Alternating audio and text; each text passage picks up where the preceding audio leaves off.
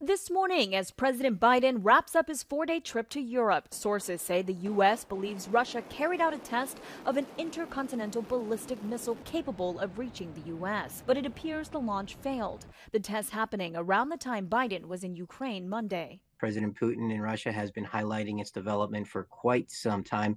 Specifically last year, about 2 months after the invasion of Ukraine, he was highlighting it as this most powerful weapon that would be able to defeat any American defenses.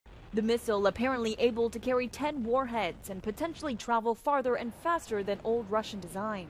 Sources say Russia notified the U.S. in advance of the launch. So potentially maybe this launch was pegged to the big speech that he gave before the Russian Congress. But Putin didn't mention the launch in his speech Tuesday, instead formally declaring that Russia will be temporarily suspending its participation in the New START treaty with the U.S., the last pact that regulates the two largest nuclear arsenals.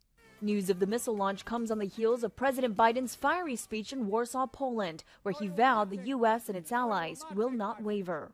Ukraine will never be a victory for Russia. Never. And the United States, together with our allies and partners, are going to continue to have Ukraine's back as it defends itself. Today, Biden meets with leaders from the Bucharest Nine, reassuring those Eastern Flank NATO allies that his administration is on high alert for any threats that may be spurred by Russia's war. When Russia invaded, it wasn't just Ukraine being tested. The whole world faced a test for the ages. All democracies are being tested. President Biden is also expected to reassert to U.S. allies that NATO is stronger and more unified now than before Russia's invasion, before he heads back to the White House later today. Em Nguyen, ABC News, Washington.